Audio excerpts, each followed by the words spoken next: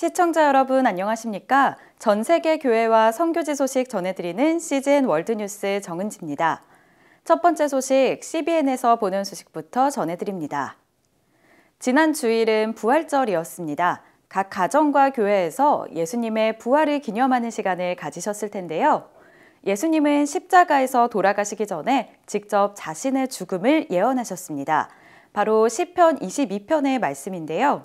시편 22편은 예수님의 손과 발이 어떻게 찔렸는지 그리고 십자가에 어떻게 못 박혀서 돌아가셨는지 자세히 설명합니다.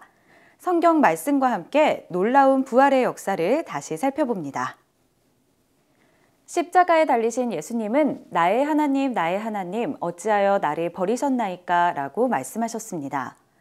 이 말씀을 처음 듣는 어떤 이들에게는 다소 놀라울 수도 있습니다. 그러나 이 말씀의 진정한 의미를 이해하면 흔들리기보다 더욱 충만한 믿음을 갖게 될 것입니다. 예수님은 시편 22편 1절 말씀을 인용하셨습니다. 십자가 위에서 숨쉬기조차 어려운 순간에 그 몇 마디 말로 시편 22편을 읽으라고 말씀하신 셈입니다. 예수님이 태어나기 1000년 전 그리고 십자가 처형이 고안되기 전에 기록된 시편 22편은 예수님이 십자가에 달리신 역사적인 그날의 작은 부분까지 정확하게 묘사하며 예언합니다.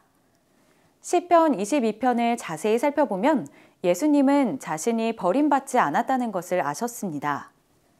예수님은 하나님의 순결한 어린 양으로서 자신을 희생하기를 자원했습니다.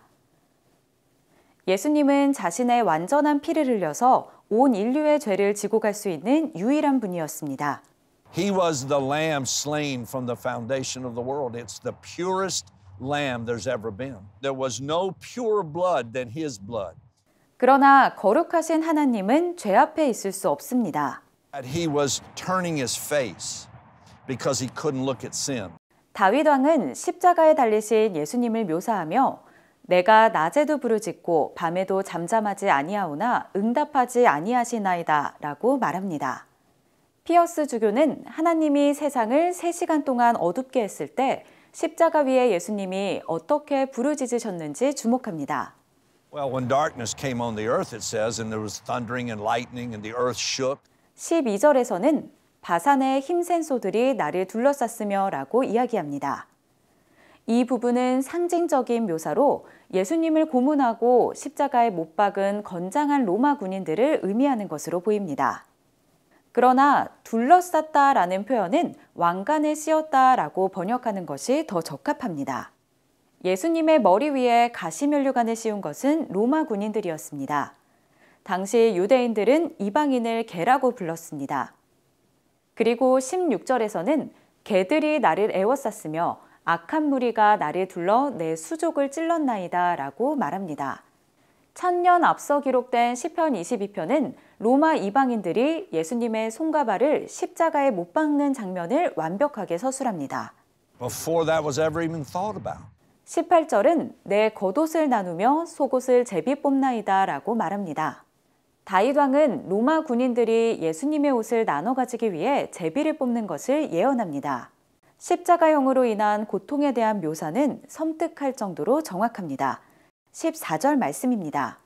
나는 물같이 쏟아졌으며 내 모든 뼈는 어그러졌으며 내 마음은 밀랍 같아서 내 속에서 녹았으며 All your liquids run out of your body and they go to your feet.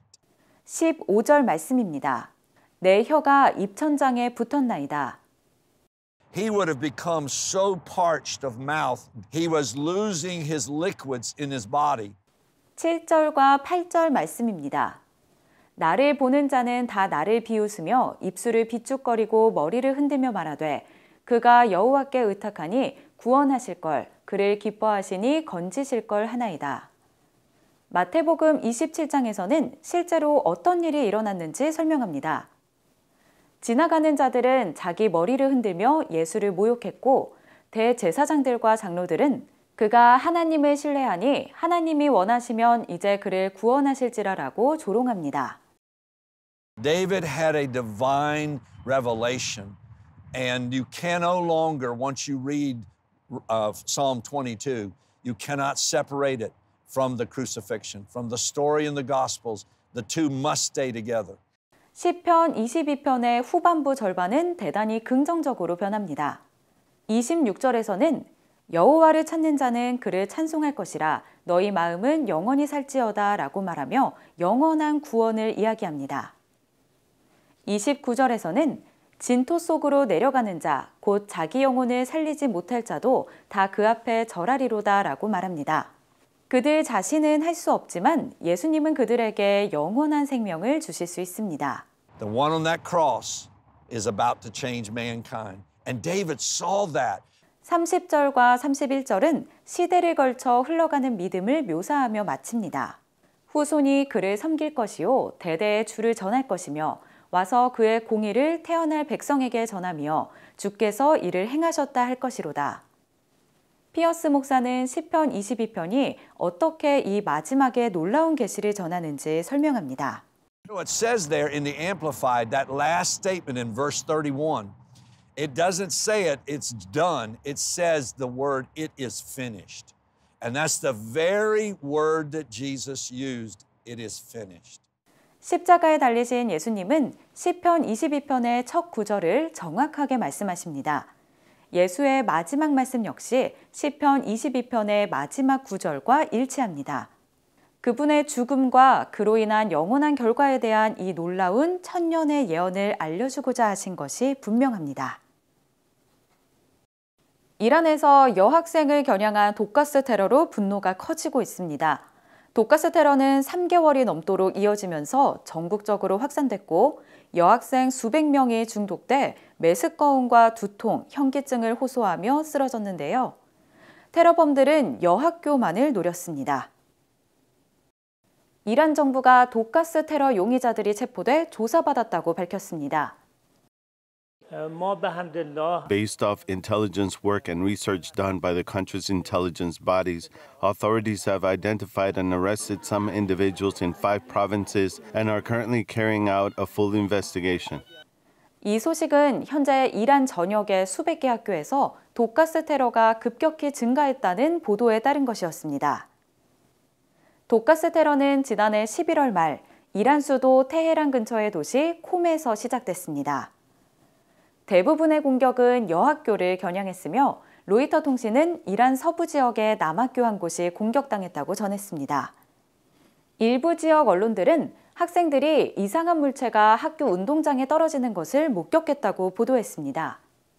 목격자들은 큰 소리가 들렸다고 덧붙였습니다.